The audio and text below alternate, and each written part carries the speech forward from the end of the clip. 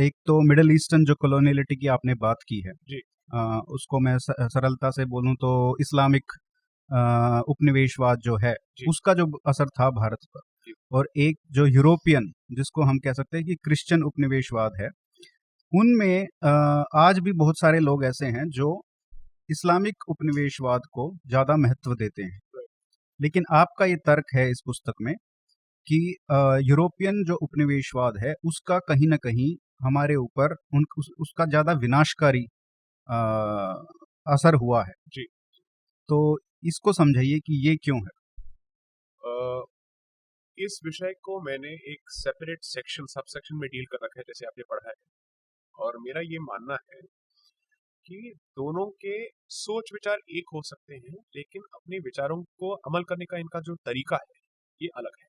हुँ, okay, तो European coloniality which has very clear Christian basis and origins, ये एक institutional mechanism में भरोसा रखता है और ये आपको अंदर से बदलता है। तो इसीलिए इनका जो इन्वेस्टमेंट होता है ये एजुकेशन में होता है, और आपको इनके एडमिनिस्ट्रेटिव स्ट्रक्चर में इन्वॉल्व करने का इनका काम, ताकि थोड़ा थोड़ा करके आप इनके जीवन मूल्यों को अपनाना शुरू करें और आपको ये लगे कि इनके जीवन मूल्य हमसे बेहतर हैं, हुँ, और ये हमारे लिए एक दृष्टांत बन जाए। ओके, तो ये हमारा बेसिक प्रॉब्लम होता है यूरोपियन कॉलोनियलिटी के साथ, और ये इनका स्ट्रैटेजी एक कंसिस्टेंट और क्लियर स्ट्रैटेजी होता है। ऐसा नहीं है कि ये एक अनइंटेंडेड कॉन्सिक्वेंस है, यही इनका मकसद है। ओके, तो देयरफॉर मैंने ये इसमें बोल रखा है दैट आप इसको पहचानना सीखिए, क्योंकि आपको पता नहीं है कि आपने इनके जीवन मूल्य को कब अपनाया और आपने इसको अपना मानना शुरू कर दिया है।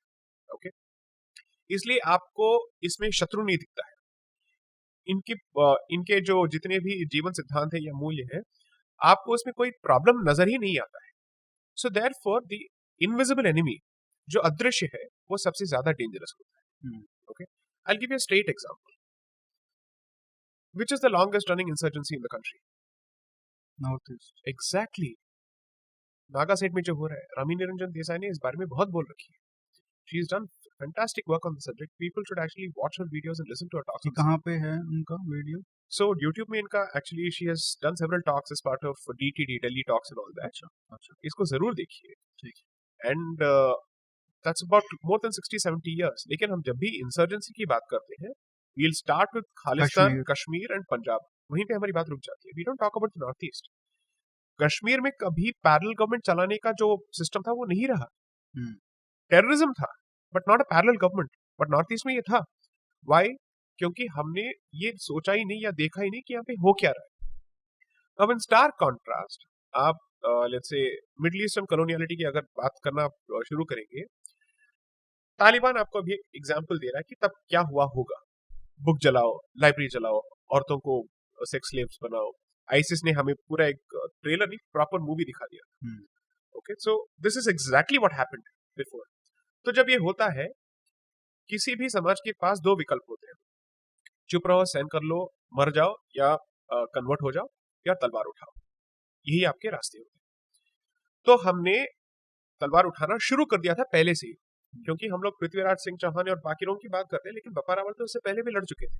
ओके, उन्होंने उनको खदेड़ खदेड़ के उनको और भी दूर कर दिया था। We don't talk about the victories, we always talk about the defeats.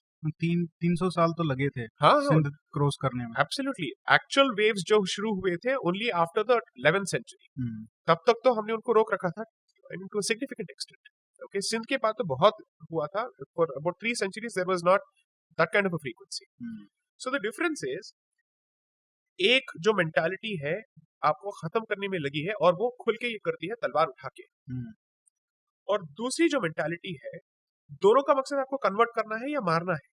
लेकिन दूसरी का जो मेंटालिटी है, उसको लगता है कि आपको बचाना है आपके धर्म से, हुँ, क्योंकि आपका धर्म इनके हिसाब से ये एक अंधकार है। ओके, जिसके गर्तों में आप डूबे पड़े हैं, और आपको बचाना है और आपको उठाना है। ओके, तो वो आपको सुधारने के इस नाम से और आपका रिफॉर्म करने के नाम से इंस्टीट्यूशंस एस्टैब्लिश करेंगे, थोड़ा थोड़ा करके आपको बदलेंगे।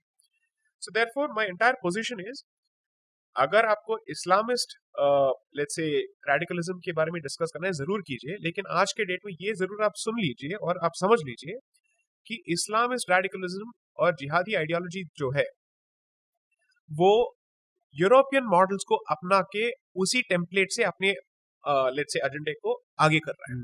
सो फॉर अ सिंपल रीजन, अब आप जितने भी अमेरिकन इस्लामिस्ट हैं जो कैर में है या फिर any of the citizen lab, ये लैब वो लैब एंड ऑल दैट, और डाइवर्सिटी लैब जो भी है वहां पे, उन्होंने यूरोपियन मॉडल्स को पूरी तरह से अपना के उन सैनिटाइज्ड वेज से अपने पूरे आइडियोलॉजी को एडवांस करना शुरू किया है।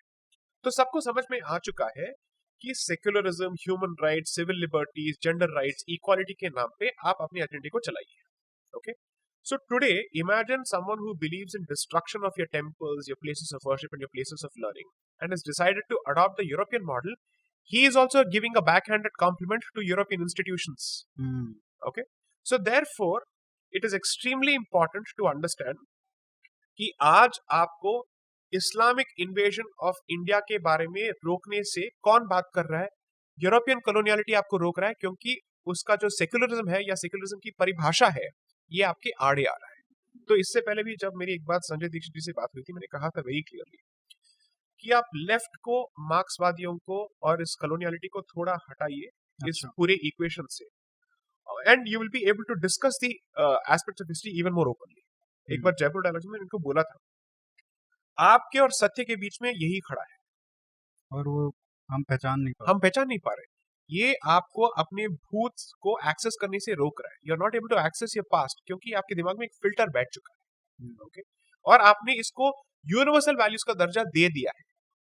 यूनिवर्सलिज्म का जो भूत आपके सर पे चढ़ा है आज तक वो उतरा नहीं है, क्योंकि आपके एजुकेशन सिस्टम ने उसको अच्छे से आपको ड्रिल कर दिया है। ओके, कि हर समाज में, हर देश में, हर कल्चर में, हर संस्कृति में, हर सभ्यता में एक ही तरह के मापदंड होते हैं। उसका जो स्रोत होता है वो एक ही होता है, नहीं होता है। कल्चर का एक्सपीरियंस अलग होता है, हर सोसाइटी का एक्सपीरियंस अलग होता है। तो प्रॉब्लम ये होता है जब ये स्टेटमेंट हम देते हैं तो वो मॉरल रिलेटिविज्म की बात कर लेते हैं। सब्जेक्टिविटी और मॉरल रिलेटिविज्म के बीच का अंतर ये अभी तक समझ नहीं पा रहे। तो इनको इमीडिएटली आर्गुमेंट आएगा, अच्छा तो कल आप इसके बेसिस पे अनटचेबिलिटी को भी जस्टिफाई कर देंगे, आप सती प्रथा को भी जस्टिफाई कर देंगे, आप डाउरी मैकेनिज्म्स को भी जस्टिफाई कर देंगे। यही आता है, यही सीधा आता है। इनको बात समझ में नहीं आ रही है। हम उन सारी चीजों को जस्टिफाई करने की बात नहीं कर रहे हैं। इनको लगता है ये सारे जितने भी तर्क और आर्ग्यूमेंट्स हम पेश कर रहे हैं किसी भी हालत में वर्णाश्रम सिस्टम को फिर से लाने की कोशिश कर रहे हैं। इनके दिमाग में यही बैठा है, जिसकी वजह से वो हमारे एक्चुअल इश्यू को समझ नहीं पा रहे। यूनिवर्सल वैल्यूज अगर हो सकते हैं, अगर उसकी पॉसिबिलिटी है, मेरा सिर्फ ये पोजीशन है, ये कोई गोरा बैठ के अपने आप डिस्कस नहीं कर सकता या डिसाइड नहीं कर सकता है हमसे बात किए बगैर।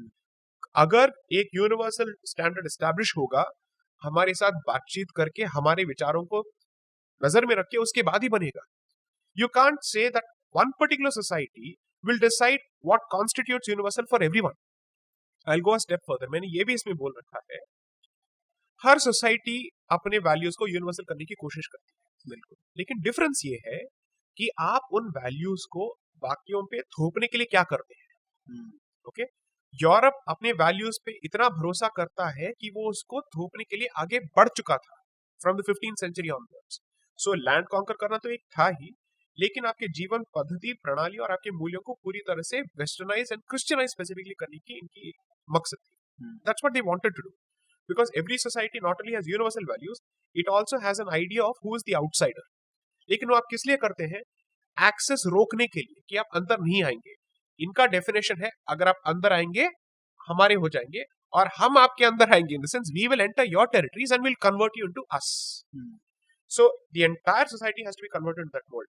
सो which is why colonial consciousness को या कॉलोनियलिटी को पहचानना बहुत जरूरी है। एंड बहुत सारे लोगों के मन में ये है कि ये पोस्ट मॉडर्निज्म की पैदाइश है या पोस्ट कॉलोनियलिज्म की पैदाइश है। It's exactly the opposite, that's what the literature says.